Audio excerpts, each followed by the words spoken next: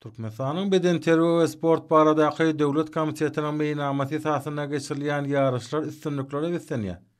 Ýokary guramaçylyga besenýän sport bäsleşikleri uswatlaryň kemaly gelýänini eşkär edýär. Aşgabat şeýlenyň beden terbiýe we sport baradaky baş müdürlüğiniň guramagyna erkin görüş boýunça Aşgabat şeýlenyň çempionaty geçirildi. 20 ýaşa çenli turgunlaryň arasyna gydykly ýarış uswatlary ýyza çykardy. Ýaşa paýtagtyň beden terbiýe we sport baradaky baş müdürlüğiniň garamagyna sport mekdepleriniň, Olimp orta sport mekdebiniň, ýaş olimpiýaçylar taýýarlaş mekdebiniň, Gorunlyk ministrliginiň, Halk institutynyň, Galkanyş beden terbiýe sagalaş toplumynyň, Türkmenistanyň ýokary sport uswatlygy mekdebiniň we Köpekdağ sport toplumynyň turgunlary gatnaşdylar.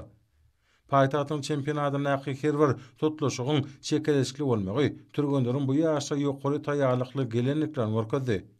Bir ýerine tapatly duşlar tälimçileriň uly gydyklanmasyna eýe boldy. Tutuluşlar ökdeleriň öňe saýlanmagyna mümkinçilik berdi. Ýigidäli häsiýetde geçirilýän ýarışlar turgunlaryň kämilleşmeklerine ýardam edýär. Çekeleşikli sport bäsleşikleri tejribe toplamak babatda da ähmetlidir. Her bir turgunyň kyýyny öwrenmeklige mümkinçilik berýän ýarış geljek üstünlikleriň özenler.